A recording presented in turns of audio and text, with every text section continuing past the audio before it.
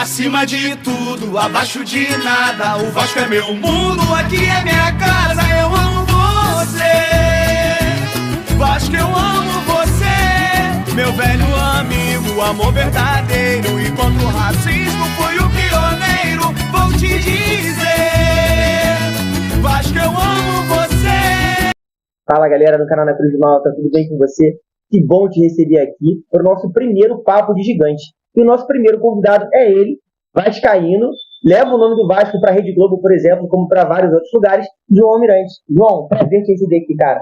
Fala aí, Gabriel, prazer estar aqui aceitando esse convite. Vamos lá, vamos falar de Vasco, falar aí do que você quiser me perguntar. Estamos aí às ordens. Prazer, irmão. Antes de começar, só quero agradecer aqui a InStory, é uma loja de venda de celulares.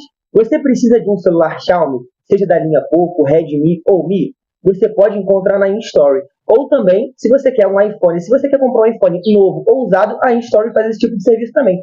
Você tem um iPhone antigo, quer comprar um mais novo? Ela compra o seu iPhone e te vende um mais novo. É só você procurar a InStory. A gente vai deixar o Instagram da InStory aqui nos comentários e também o telefone para contato, beleza?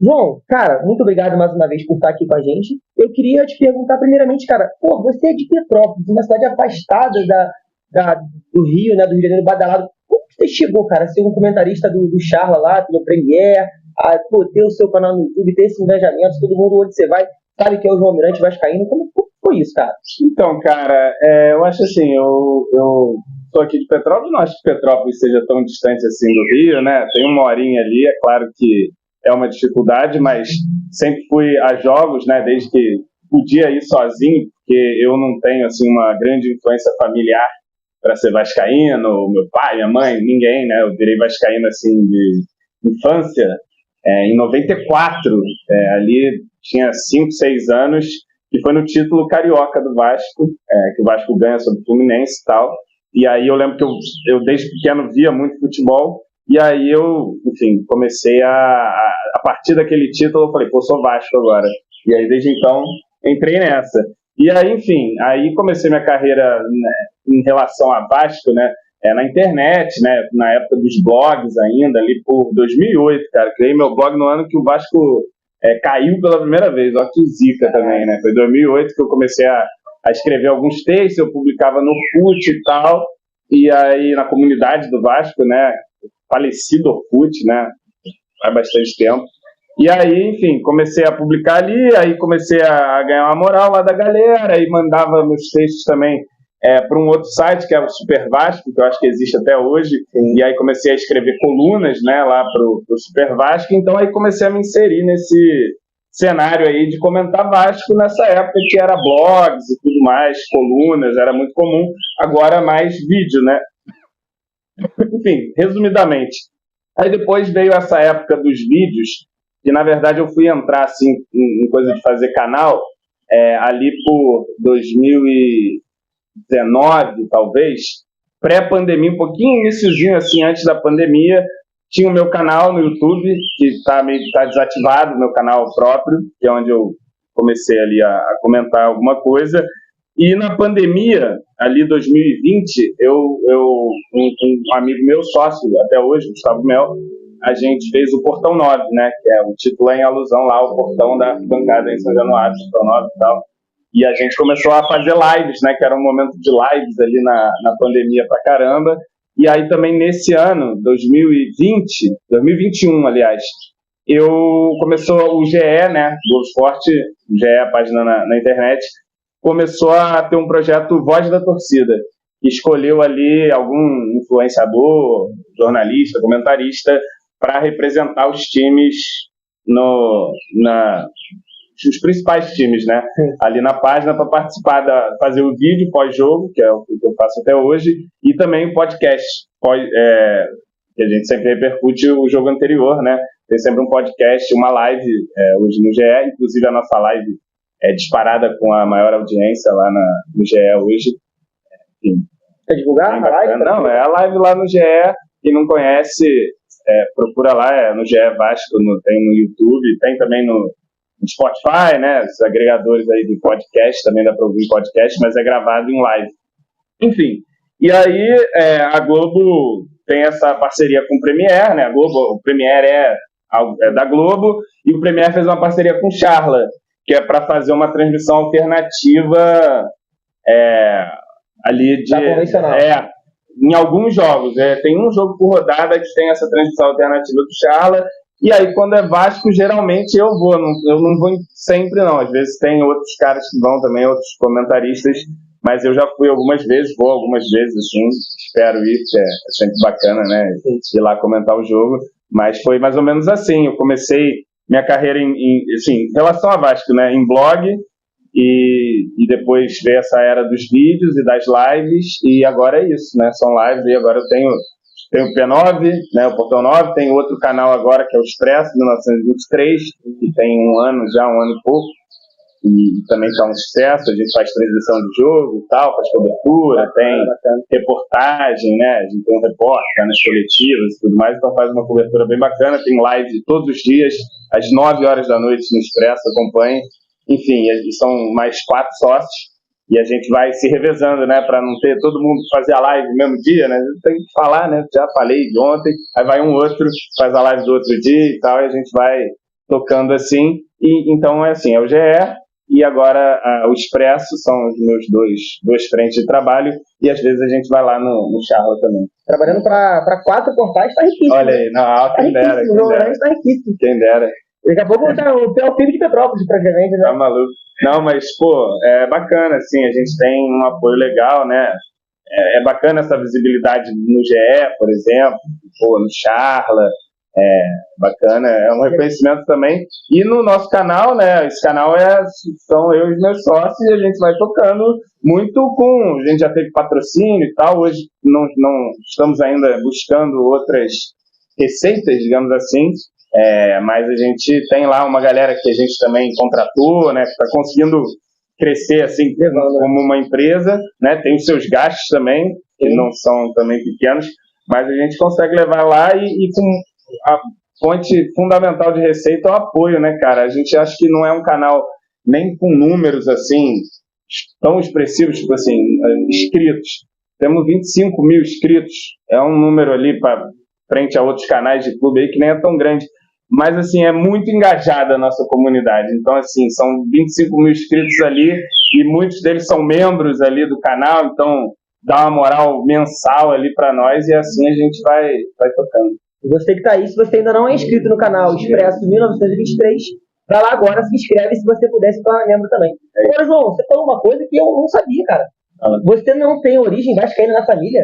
Não tenho origem vascaína na família, assim, meu pai é um cara que não gosta de futebol, por exemplo, meu pai não tem time, meu pai, ele hoje é Vasco, porque eu acho que toda a minha família virou Vasco, né, acabou contagiada ali por mim, porque eu sou, na verdade, na real, assim, no meu núcleo familiar mais próximo, eu sou a pessoa a única que liga para futebol mesmo. Tem um irmão mais velho, que ele era Flamengo, e falo ele era Flamengo, porque ele não é mais, porque ele tem um filho, meu sobrinho Miguel. Que é Vasco. Não, que é tricolor. Caraca, olha que loucura, por causa de primo e tal, lá dele, coleguinha da escola e tal, e o Vasco nesse corte mais recente, né, não ajudou muito a criançada aí a batalhar, eu até batalhei ali no começo, ele não gostava muito de futebol, né, o Miguel, mas nesse começo, mas aí quando deu o clique nele, né, começou a jogar bola na escola, só vive para jogar bola agora, e aí virou tricolor. Eu já falei para ele que com 10 anos dá para trocar ainda, estou tentando convencer agora, porradinha que a gente vai dar neles na Copa do Brasil, de repente reconverte o garoto aí. Mas assim, meu irmão era Flamengo, mas assim, nunca foi um cara também de ligar muito, de acompanhar. Minha mãe, na juventude, também era Flamengo, mas, pô, como vários flamenguistas que tem, né? É Flamengo, porque fala que mas não tá nem aí. Agora minha mãe é Vasco, agora tá um pouco tricolor também por causa do Neto, né? O Neto acaba, às vezes, pesando até mais do que o filho, né? Antes, quando era só eu, ela era Vascão total, mas agora também tá ali com o Miguel para dar uma moral para ele. Mas, enfim, não tenho essa influência familiar, como eu disse, assim, geralmente quem costuma levar o filho é o pai, né, o tio, o avô. Nunca tive ninguém para fazer isso comigo, porque, enfim, meu pai nunca gostou, né, que era o que mais poderia incentivar assim. Mas eu sempre, independente disso, eu sempre fui fanático por futebol. fanático tanto por jogar bola sempre foi a minha brincadeira favorita, desde muito pequeno, assim, escolinha e tal. Minha vida era jogar bola, assim, durante muito tempo. E ver futebol também, desde muito pequeno, muito pequeno. E aí eu lembro que eu brincava que eu via o jogo na TV, aí via o time que ganhava e falava que era aquele time, ia chutar a bola no quintal, falando que era São Paulo, Corinthians, qualquer time que eu visse ganhando na TV. E aí, quando eu vi o Vasco ganhar um título na TV, foi a primeira vez que eu vi isso, que eu me lembro de ter visto um título, os caras levantando o troféu e tal, a correria. Eu lembro muito do Valdir, cara. O Valdir eu digo que é o cara que me converteu em vascaíno, que é o meu primeiro ídolo. Valdir Bigode. Caraca. Meu primeiro ídolo de infância, assim. Cara, pra mim o Valdir era o melhor jogador do mundo. Assim, tinha certeza ali, que quando eu era criança, que o Valdir era...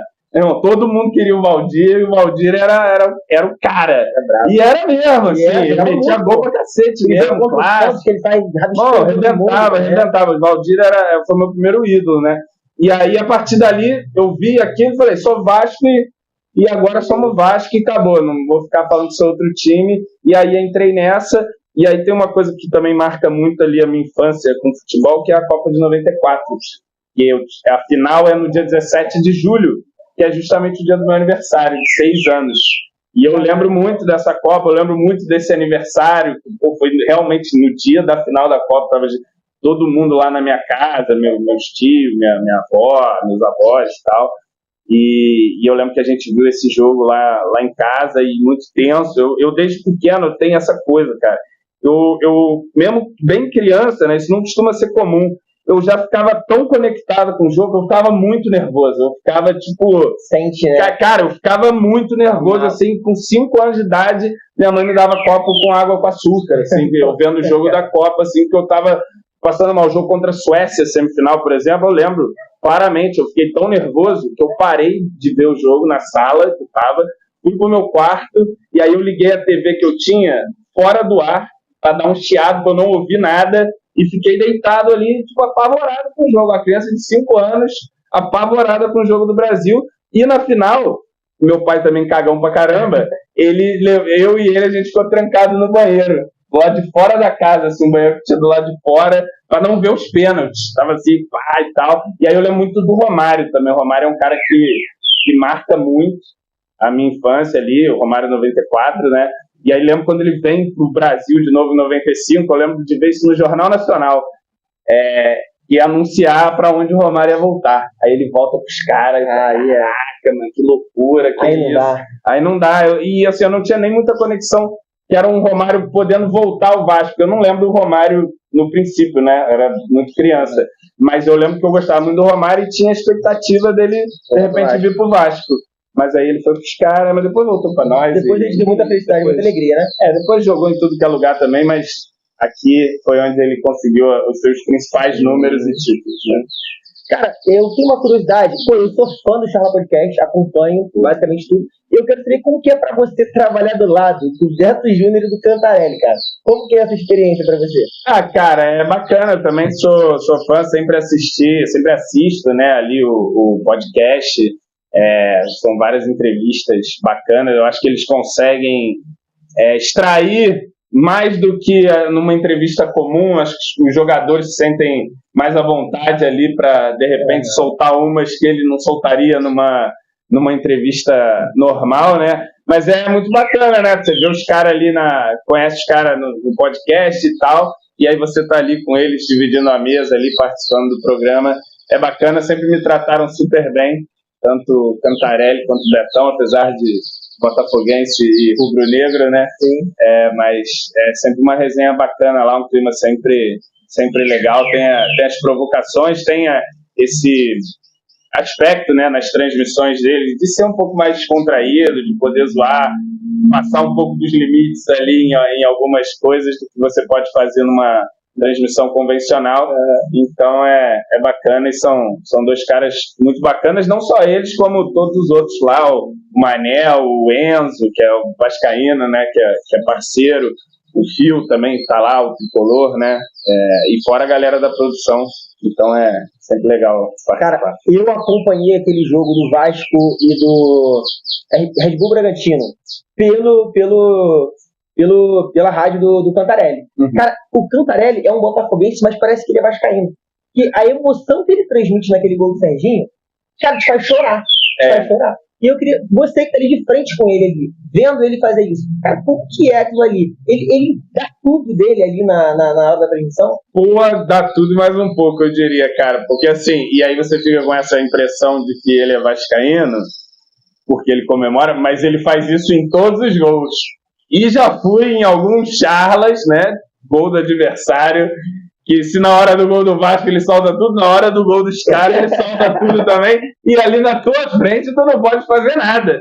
E batendo na mesa e gritando, e tu lá, caraca, mas, pô, Cantarelli, segura aí, mano. Tá vendo do Palmeiras, né? Pô, tá. Essa aí não deu nem pra... Pô, essa aí foi triste, pô, não deu nem pra animar direito esse jogo, mas sabe que essa aí foi aquele empréstimo, né, que estão dizendo aí da Leila? Pô, essa é uma consignação, né? Pra ganhar do Vasco é assim, filho, só tem agora pra ganhar do Vasco é 80 milhões, senão perde, senão roda.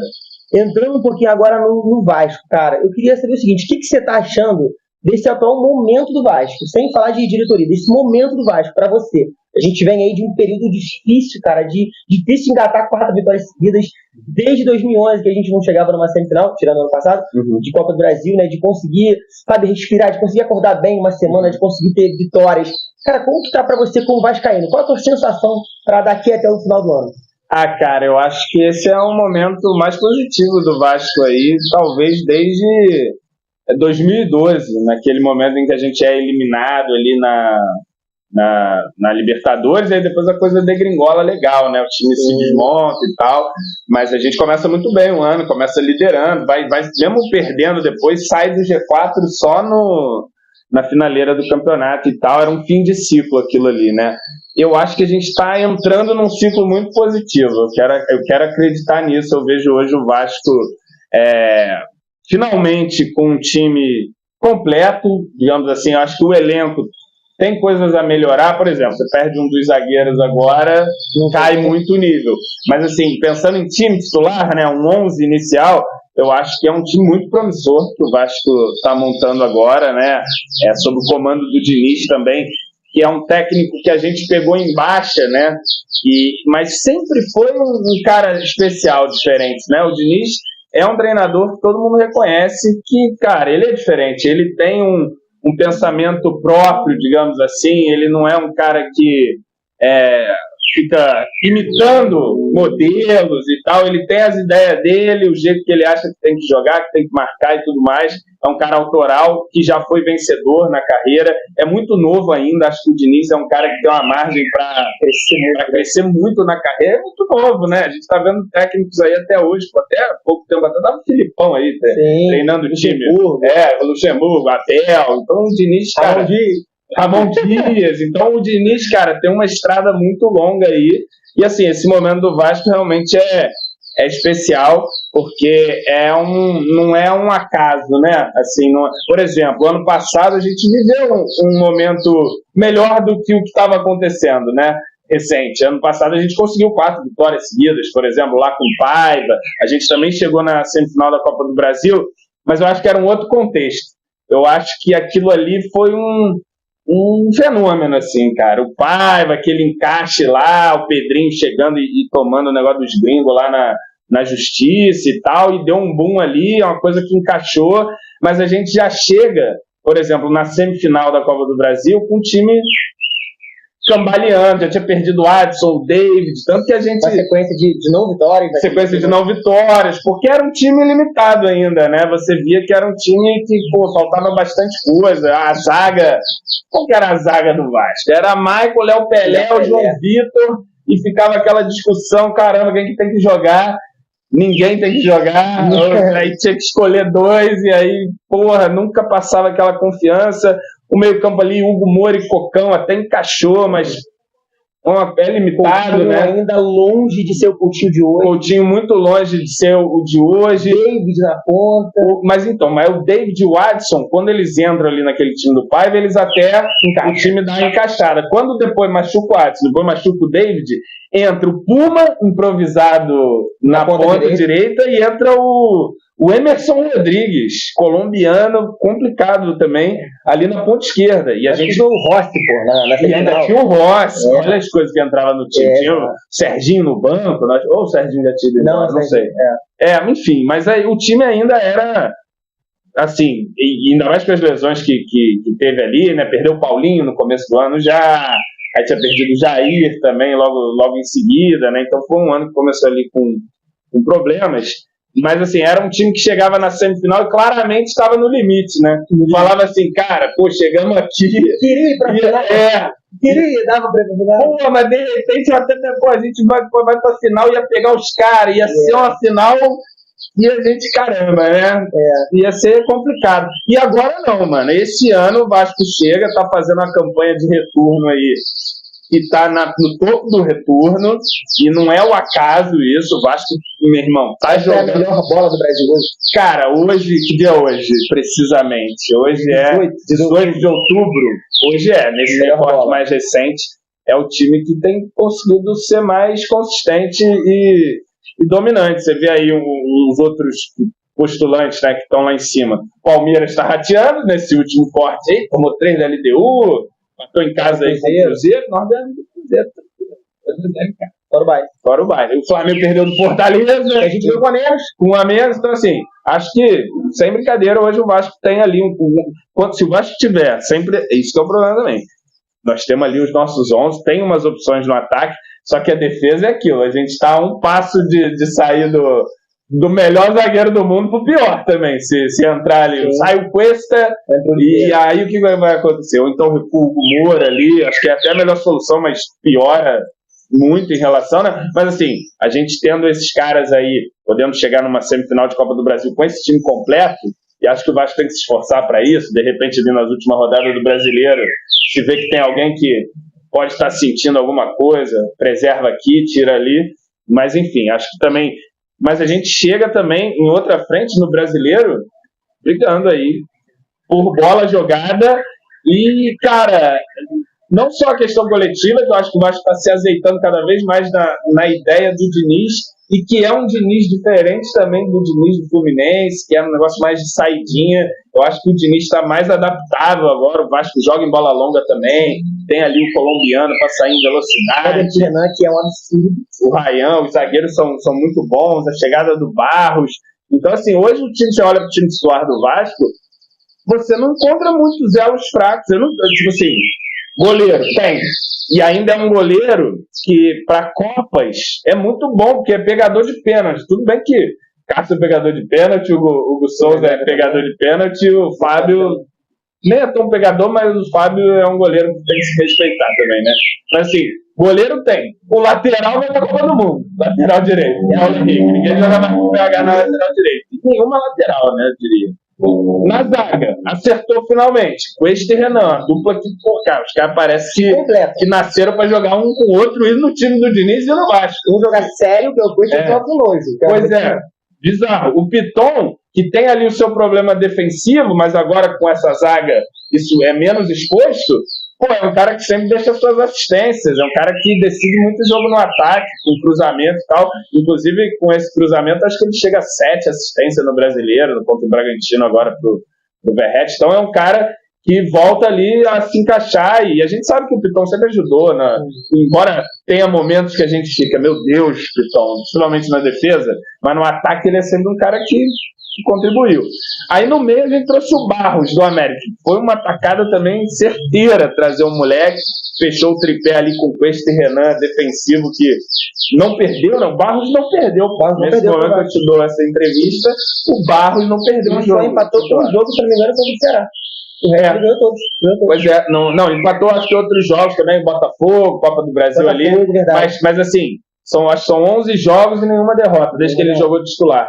Então assim, porra, não é coincidência. Aí acho que o elo fraco do time, talvez, é esse parceiro do Barros agora, que fica essa dúvida entre Tietê e Hugo Moura, Mas ainda assim, cara, Tietê e o Moura são 2 jogadores aí experientes de Série A, eu acho que é um problema chique ter, assim. O problema do teu time é o Moura, o Tietê, contratou o Thiago Mendes, acho que de repente ele pode crescer, acho que mais para a próxima temporada do que nessa, porque veio do Qatar, eu acho que já tinha uma expectativa de que ele pudesse demorar a se adaptar. Vejo o Coutinho, né, voltou do Qatar, demorou um pouco a pegar, isso pode ser comum. Então, assim, Tietê ou Moura. E aí, do meio para frente, Coutinho, jogando fino da bola como não jogava há muito tempo, cara. O Coutinho não jogava nesse nível já há muito tempo, desde do fim dele lá na Europa, lá, do final dele lá no Barcelona foi mal, né? Mas assim, o Coutinho ele foi muito bem no Liverpool, Barcelona, ainda teve uma coisa no Bayern. Sim, mas assim, cara, ele tá jogando, aguentando jogar também, ele vai caminhar essa temporada, provavelmente a temporada que ele mais vai jogar na carreira. Tá conseguindo jogar, não tem lesão, tá aguentando mais o jogo, o time também fica mais com a bola. O Diniz foi muito cirúrgico com o Coutinho, né? Porque permite que ele jogue com a bola, né? O Coutinho naquele time do Carille sem bola, ficar correndo para um lado e para o outro sem participar do jogo. E o Diniz tem uma coisa, João, que é o seguinte: o jogador fala para ele, eu estou com dor, eu estou morrendo. Ele se vira, jogador, corre. Ryan, Coutinho, a mesma coisa. Coutinho joga 90 minutos. Pois é, o cara não tem migué com o Diniz, né, cara? Se ele vê que, inclusive teve, sobre esse aspecto do Coutinho, acho que foi contra o Fluminense, cara, que ele toma aquele no nariz, e aí o médico quer entrar, e tem esses perfis agora de leitura labial, né? Que o cara da leitura labial cortou essa cena, e aí tá o Diniz falando, não vai não, pro médico, levanta, ele gritando, levanta e tal, os caras, Diniz, o Coutinho tá sangrando, mano, tá fudido e tal, aí ele, não, levanta, não, aí acabou que o médico foi, o Coutinho jogou com um chumaço aqui, deu até uma caneta no Canóbio com um chumaço de esparadrapo no nariz, mas enfim, seguindo, aí, o colombiano chegou abalando, correndo igual capeta ali na direita, tomou toda acho que é o titular agora da posição. O outro lado, o Nuno, que na primeira janela foi o reforço que logo encaixou, né? Foi o mais certeiro ali da janela do meio do ano, que é um dos pontos que mais contribui em gols. Não aparece para o torcedor, mas tem um papel tático fundamental. Tático e também nos números, cara. Sim, sempre deixa gol, assistência, fez gol no Clássico agora contra o Fluminense, deixa gol em Clássico, né? Marca gol em jogo nos 3. E, meu amigo, o fenômeno Ryan, que é, meu irmão, top 3 jogadores do campeonato, talvez, e com margem aí de crescimento absurda, e que, tem, acho, condições totais de brigar pela artilharia até o final do campeonato, tá aí com 11 gols, Caio Jorge, Arrascaeta 15, Verratti 14, né? Ainda tem isso, o artilheiro do Brasil tá no banco, tá? Esse é o nível agora do Vasco ali, né? O Verratti a gente deixa no banco e tal. É assim que tá. E o Ryan, cara, brilhando aí, crescendo cada vez mais, e que é um jogador também que vai agradecer com certeza a carreira grande que muito provavelmente vai ter a Fernando Diniz, né? É outro jogador. O Diniz instalou ali, né, alguma coisa no Ryan, que foi, tipo, ele botar para fora tudo que ele tem de potencial, a força dele, acreditar no corpo dele. O Ryan agora ele joga na frente, tromba, e ele não quer nem saber. A impressão que se tinha é que ele era cansado, né? Agora é esse Ryan. Porra, é um Ryan que ninguém pega, mano. O gol que ele faz contra o Fortaleza, né? Que ele pega arrancando do meio campo, é uma arrancada que, cara, na hora que tu vê que ele vai dar arrancada, não sei, na hora que tu sentiu, cara, ele vai lá dentro.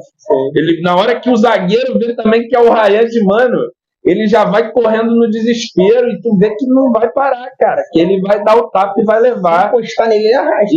Então, assim, eu acho que o Vasco chega para esse momento da temporada final, chega aí jogando o melhor futebol, talvez, do Brasil nesse corte mais recente, com uma tabela que me parece favorável, porque já passamos dos chamados ali principais, né? Os times estão brigando pelo título, o G4 tem o Mirassol, né? O Super Mirassol vai ser aqui em casa. Então a gente vai pegar uma tabelinha aí que, cara, você olha hoje, os adversários que a gente vai enfrentar, nenhum você vai dizer que é melhor que o Vasco hoje, no papel e no que está jogando. Então, assim, acho que a gente chega muito forte pro brasileiro para pegar uma vaga direta em Libertadores, direto, o que eu digo é, de repente, uma pré, né? Porque chegar lá no G4, não acredito que vai lá, né? Vai se ganhar tudo. Até lá, né? Vai que, né? Mas, assim, de pegar uma vaga ali em pré-Libertadores, pelo menos, G6, e chegar na Copa do Brasil grandão, pô. Chegar na Copa do Brasil meio que... É claro que é difícil, né? Não adianta... Até porque favoritismo é um negócio que até a bola rolar, a gente tem que ir lá. Mas acho que o Vasco tem tudo para chegar num momento superior ali em relação ao Fluminense, semifinalista, e Corinthians e Cruzeiro. O Cruzeiro vai... Já nessa reta final, talvez vai até dar uma segurada no time, acredito, para chegar firme ali. Vai ser difícil, com certeza, o clássico vai ser difícil. Se passar para a final, Corinthians ou Cruzeiro vai ser uma pedrada também enorme, mas o Vasco hoje é uma pedrada para todo mundo também. Não é um time que alguém chegue e olhe e fale, cara, vamos ganhar fácil do Vasco, como foi há algum tempo, né? A nossa moral está sendo estabelecida. Eu vou te liberar, João. Quero que você faça rapidinho pra gente um balanço do que você está achando. O Gestão Pedrinho começou ali um pouco claudicante, janelas ruins, né? O diretor executivo que não estava talvez pronto para o mercado. E hoje a gente tem perspectiva de Nike. A gente tem um time montado, a gente começa de janeiro do ano que vem com um time com certeza, né? E a possibilidade da Crefisa. Qual o balanço que você faz? Qual a perspectiva que você tem dos próximos anos do Vasco? Então, cara, eu acho que o Pedrinho primeiro, né? Começar lá do princípio. Eu acho que ele teve uma atitude ali ousada e corajosa, né? Naquele momento em que ele vai à justiça para tirar o controle da 777. Naquele momento, talvez, para todos, inclusive para mim, eu não tinha clareza que aquilo era o correto a se fazer exatamente, né? Por mais que tivesse problemas ali, eu achava que era uma coisa ousada, e era mesmo, e era uma coisa que demandou uma coragem, mas eu acho que o tempo depois provou que foi uma atitude certa do Pedrinho, né? Com tudo que a gente ficou sabendo depois da 777, os caras ruíram totalmente, né? Agora tá lá fugindo da prisão de qualquer jeito, enfim, um monte de confusão, né? Que a época não era nem tão claro quanto é hoje, mas já havia bastante indício, e acho que ele foi corajoso ali, e essa mudança foi importante naquele momento, né? Porque a gente vai lembrar que tinha acabado de pegar o Boinas, o técnico português, estava um negócio meio abandonado ali, o Vasco parecia caminhar para uma segunda divisão ali no ano passado, né, assim, naquele começo, e aí beleza, ele assumiu, e aí teve que passar a comandar o futebol, né, e aí acho que ele deu uma rateada nesse primeiro momento, deu ali um pouco de sorte com Paiva, né, que foi uma coisa que... Um acaso do caramba. Eu acho que ele demitiu o português porque, não tinha condição, mas depois ele, ia ser uma situação difícil, imagina. Aí é um pouco de sorte, é um pouco ali, claro, de competência do Paiva, que a coisa deu certo. Deu certo para nós. A gente conseguiu ali com o Paiva, principalmente na arrancada inicial, sair do buraco, ganhar um pouquinho mais de confiança, mas a coisa foi até degringolando de novo, né? A saída do Paiva já é um final meio feio ali, o Vasco perdendo, jogando mal, ele perdeu os jogadores e tal. E aí eu acho que o primeiro teste no futebol pro Pedrinho foi a janela, né? A janela do meio do ano passado, e aí ele foi mal, né? Ele trouxe o suíço, Maxime, pagou um dinheirinho lá estava em Portugal, pegou o Jean Davi, o nosso glorioso Nomi, que está aí até hoje, inclusive, está lá, né? Está lá, treina lá, corre, recebe um bom salário, inclusive, bom salário mesmo, pelo que eu estou informado, um salário que talvez ninguém nunca tenha pago a ele e que nunca mais ninguém vai pagar, até por isso o cara nem sair, imagina, mora no Rio de Janeiro, mora na Barra, treina no Vasco, com o Felipe Coutinho, vai bater as fotos, contar para todo mundo aí a vida toda, não é isso? Bom, enfim, aí trouxe ele e não trouxe um zagueiro. Eu lembro que era um debate muito forte. Cara, essa zaga nossa, como é que vai ser, né? Com o Léo Pelé, com o Maicon, tinha que trazer mais alguém. E aí não trouxe. Eu lembro que no final da janela chegou a quase trazer um tal de Glavinovic. Pois é, e aí não trouxe. Não trouxe. Caiu na última hora, ficamos sem ninguém e tal. E aí o time perdeu na Copa do Brasil, mas eu ainda acho que foi um saldo positivo, porque o Pedrinho tirou um time que estava ali claramente indo para a lama, e aí com o Rafael Paiva deu essa sorte e tal. As contratações que ele fez não ajudaram, é verdade, foi com um time que já tinha, que a gente se salvou ano passado, né? Com todos os erros que a 777 cometeu, Braz, Alexandre Matos, foi aquele time que, inclusive, ainda é uma base até hoje, em grande parte, né? Aliás, dos laterais, goleiro, o Hugo é um jogador, o volante é da base, teve ali algum jogador. Agora, mas enfim, aí veio esse ano. E aí tinha uma expectativa de, cara, beleza, o Pedrinho deu aquele tapa no time ali em 2024, salvou a lavoura, e agora vamos tentar melhorar, né? E aí veio a janela, eu acho que é a janela mais uma vez decepcionante. A gente acerta no Hugo, acerta no Tietê, dá pra dizer, que é um jogador que também é bem útil, foi titular, é titular do time em várias ocasiões, mas não é um destaque, digamos, mas é um jogador, ok, tá se tendo elenco até porque chama título, Tietê, pô, a Copa do Brasil tá vindo aí, ele tem a parte dele, tá chamando. E tem trouxe o Freitas. É um zagueiro que assistiu no elenco ali. Eu acho que ele teve que jogar mais do que se projetava, né? Porque a zaga que era o Maurício. Aí começa os erros, as desgraças, né? Maurício Lemos, que não joga. O Oliveira, muito fraco. Garré e Lloyd, a duplinha que custou uma prata, né? O Garré foi grana, o Lloyd foi grana e tal. E aí voltaram as críticas, porque o time continuou precisando de zaga, que não resolveu, continuou ali com poucas opções no ataque, porque o Adson voltou e já se machucou de novo, né? Então, e aí o futebol ele pesa muito na avaliação que o torcedor faz do dirigente, né? Sempre foi assim e acho que sempre vai ser, sempre uma das coisas principais, né? A gente vê muitas vezes, às vezes, um clube mal administrado que ganha.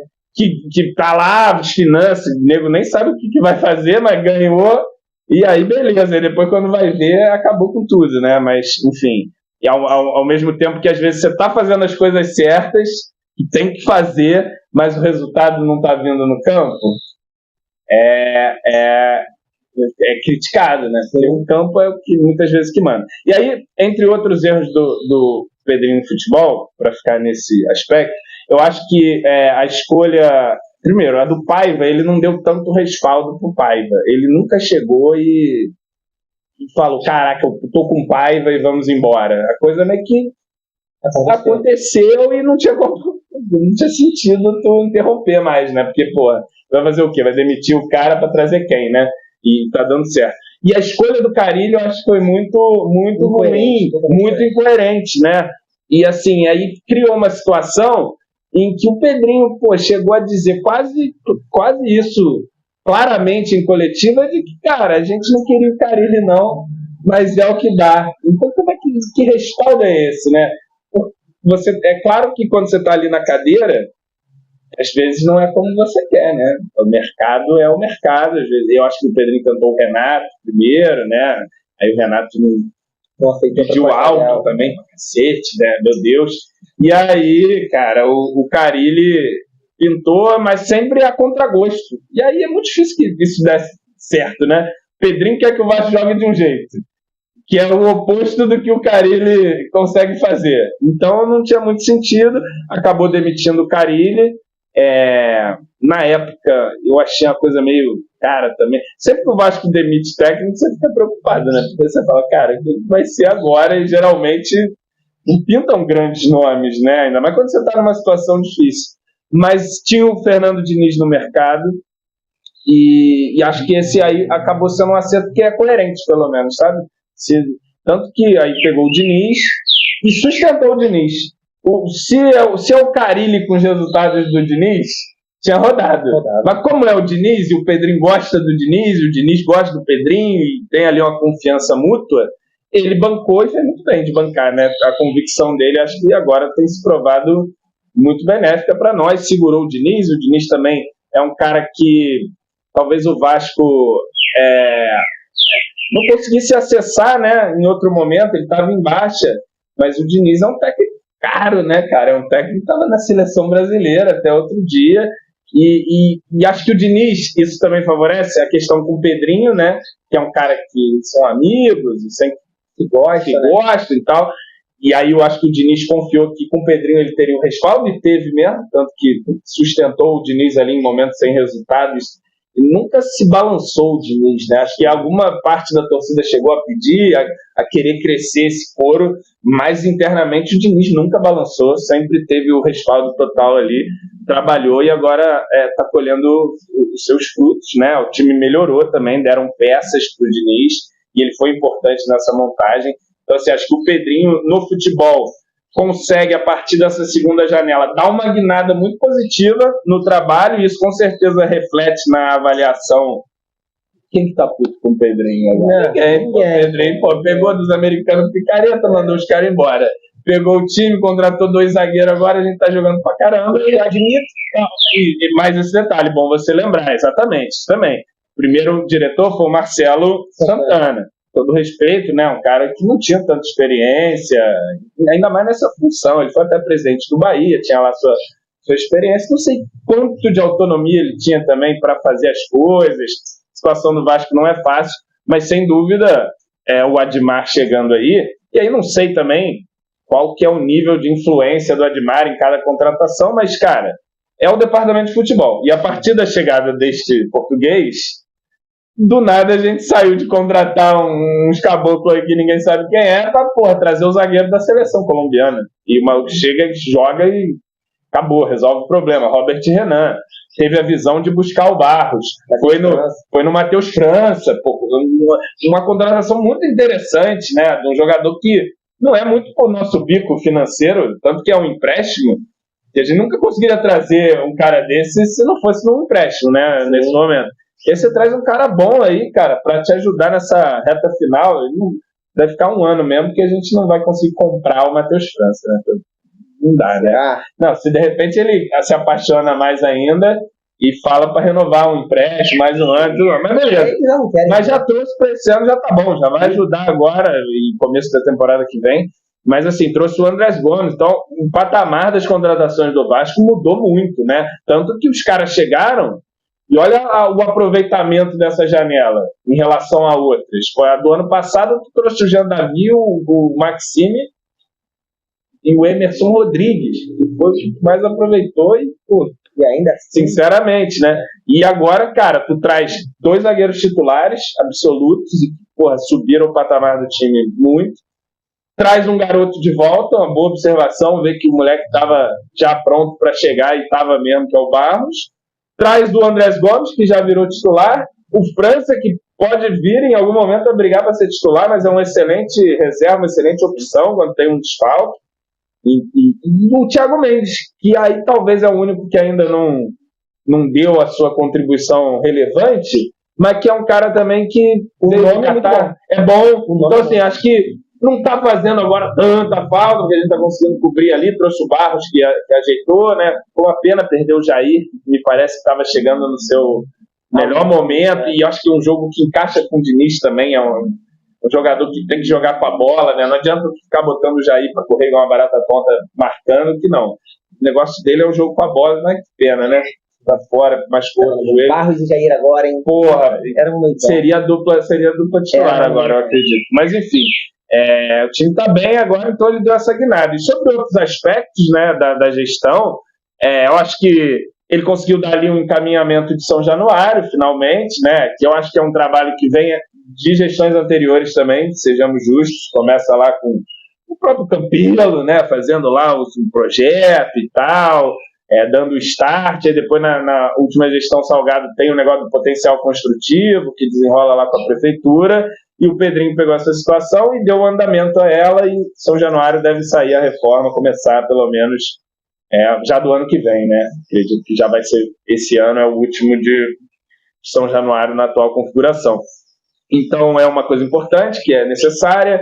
Acho que ele deu contribuições também já relevantes ali no CT, na estrutura do Vasco. Melhorias, né? Melhorou legal, que era uma coisa que, por exemplo, a 777 deixou muito a desejar, né? Que era uma das exigências lá do tal contrato, que era, mano, tem que reformar, tem que fazer o negócio ficar maneiro. Aí ficou um negócio lá de terreno que não é do Vasco, que é da prefeitura, que não pode fazer. O fato é que o Pedrinho pegou e já elevou o nível da parada, que Ainda precisa fazer muita coisa, ainda não é um CT de ponta ao nível dos melhores, mas acho que já melhorou bastante, né? Aquela questão da área molhada, que o pessoal brincava, da piscina.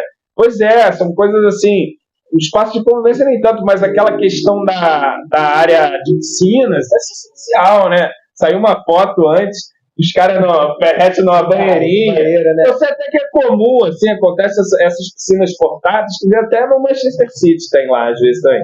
Mas é claro que tu precisa ter a estrutura maneira, até para você atrair um outro nível de jogador, né?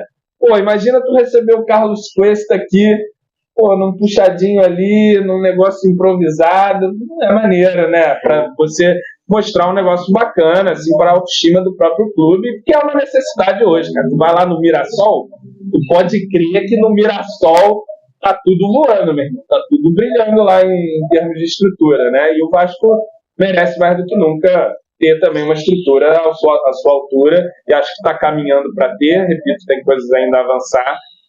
E outro ponto fundamental, aliás, a questão da recuperação judicial agora, que é outra medida corajosa, mas eu acho que é necessária, e diria mais do que necessária, não tem como fugir de fazer isso, porque o Vasco chegou num tal nível de dívida que, meu amigo, o que a gente vai fazer? Ou você arruma um jeito aí, e a recuperação judicial é uma das formas que a lei dá a empresas na situação do Vasco, né?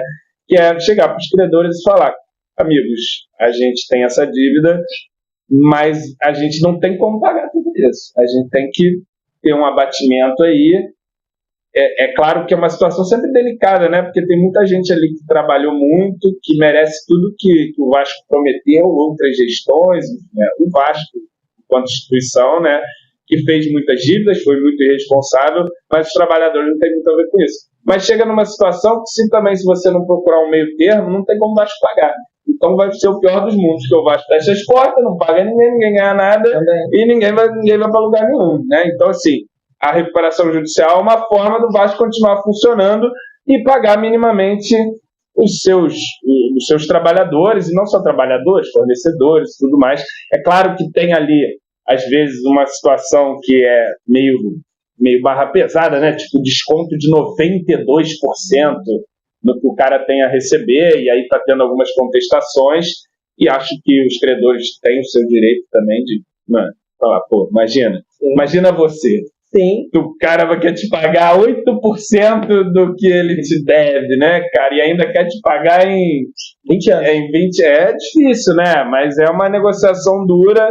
Acho que tem que se procurar sempre um meio termo ali, né? Alguma coisa que dê para o Vasco pagar, dê para os caras, os credores receberem minimamente, mas vejo isso como uma saída inescapável do Vasco e de outros clubes também que tiveram que recorrer a isso, Botafogo, Cruzeiro e outros que virão. Corinthians já está falando de fazer isso, porque os clubes chegaram num tal nível de desgovernança da sua dívida, cara, que foi muita irresponsabilidade, né, ao longo. E aí a nossa SAF, ainda para piorar as contas, foi outra bomba, né? Em vez de ajudar a melhorar o problema, piorou, agravou o problema, né? Enfim, então, mas assim, acho que o Pedrinho foi corajoso também nessa recuperação judicial, vamos ver como é que vai.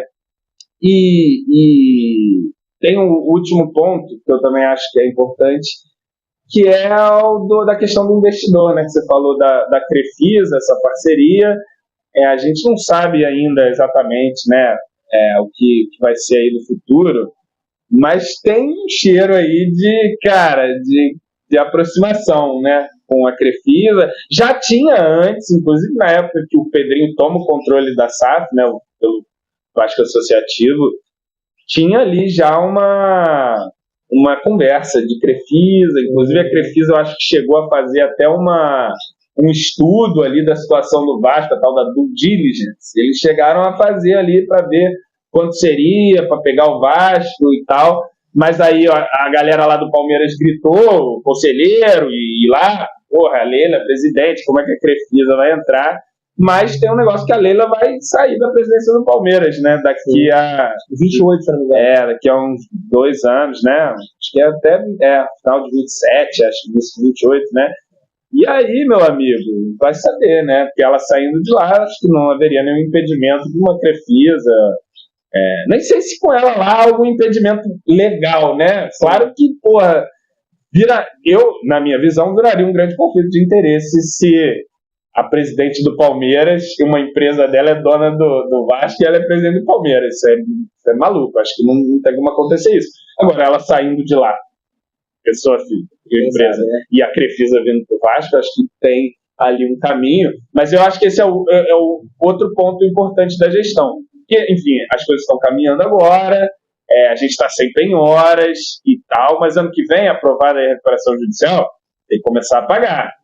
Tem um monte de problema, tem dívida que não está lá, tem uma outra, porque essa é a dívida, uma parte da dívida, né? O Vasco tem uma outra dívida de imposto e caramba, que é muito alta, quase do tamanho da dívida lá que está na recuperação judicial. Então, é um clube que ainda tem, a gente vai vivendo um bom momento, mas ainda tem uma dificuldade financeira importante. Aí tem o Benfica, por exemplo, falando que a gente não pagou o João Vitor. Então, assim, tem muita coisa que pode estourar ainda em questão financeira e a gente sabe que a dificuldade ainda é muito grande. E acho que o outro passo, para voltar nesse ponto que o Pedrinho tem que fazer na sua gestão, para mim, na minha visão, é encontrar um novo investidor.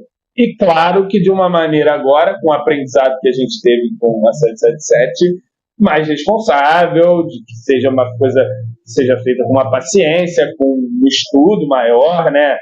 Principalmente na questão do parceiro mesmo. Porque às vezes eu vejo as pessoas falando muito do contrato, né? O contrato que o Vasco fez lá com a 777, a gente sabe em linhas gerais o que foi, assim, sabia razoavelmente o que era um investimento de 700 milhões em tal tempo, a SAF ia assumir a dívida, tinha que fazer negócio no CT e tal. O problema é que o investidor não tinha capacidade nenhuma de honrar o contrato.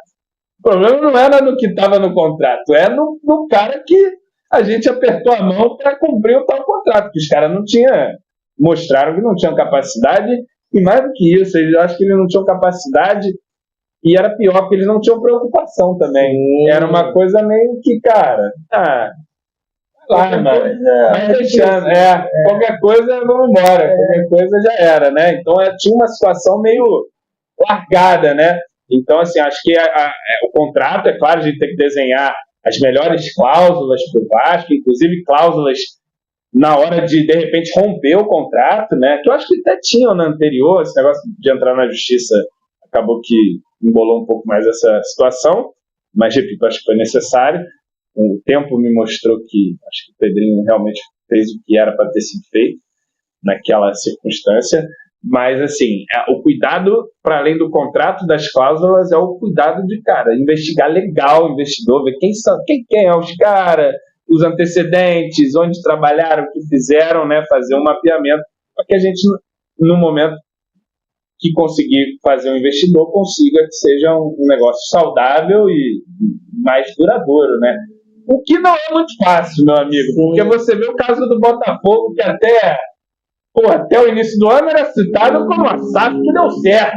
O Textor é o mago dos negócios. E aí tu tá vendo que, meu irmão, vai estourar. Cara, não é que vai estourar, já estourou, né? O Textor já virou uma outra coisa do que ele era, né? Assim, o cara, tipo assim, ele fez loucuras com o Botafogo, levou o Botafogo para paraíso fiscal e, cara, tá lá falando com o Grego, que é outro também que ele fez a coisa mais impossível, ele fez o Botafogo ganhar, pô.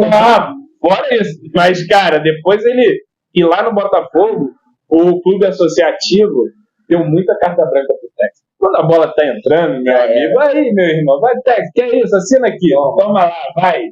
E vai chegando o jogador, mas agora a coisa complicou legal lá. Então, assim, é difícil essa questão, porque, como eu disse, há um ano atrás, no começo do ano, o Texas era o mago dos negócios, e agora não é mais o mago dos negócios. Então, tem que ter bastante cuidado aí na hora de fazer um negócio. Mas por que eu digo que tem que fazer?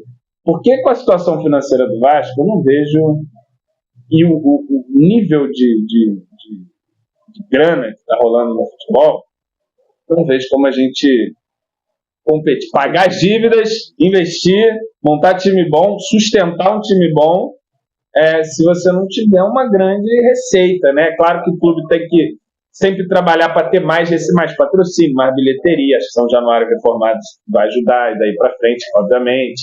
Mas tudo, né? Os patrocínios melhor, a Nike, tudo mais grana. Agora, venda de jogador, importante também, para sustentar tudo isso, porque ano que vem vai chegar aí uma conta, né? O Andrés Gomes não é de graça, né? O Cuesta não é de graça, o Robert Renan não é de graça. E ninguém é de graça, tem nada de graça, inclusive é bem caro. E para a gente conseguir manter esses caras e reforçar o time e querer ambicionar ainda coisa maior, precisa de grana e aí precisa de investidor. Talvez seja a Crefisa, no futuro vai nos dizer, né? Cara, maravilhoso, João Almirante. Muito obrigado pela tua presença aqui no nosso canal. Gente, valoriza muito isso. Se você gostou dessa entrevista, deixa, por favor, o seu like. Se você acha que a gente tem que melhorar alguma coisa, deixa aí nos comentários, né? Se inscreve no nosso canal, compartilha nos seus grupos de WhatsApp. João, rapidinho. Sim. Aqui é o nosso quadro agora, o convidado convida. Convida alguém para vir aqui segurar essa bucha que segurou. Cara, deixa eu pensar aqui, quem que eu posso convidar para vir? Tem que vir a Petrópolis, né? A gente vai, a terrinha. A gente vai. Olha só, vou recomendar o meu amigo Juninho, meu sócio, Machão da Gama. Show de bola, Juninho, maravilhoso. Tem um canal grande também aí no YouTube. Grande mesmo, Juninho é famoso. Juninho é complicado. Juninho. Então é isso, galera. Na Cruz de Malta, aqui é só Paixão pelo Conteúdo. Obrigado, João. Tamo junto, volta sempre. Valeu, querido. Abraço. Obrigado. Tamo junto, gente.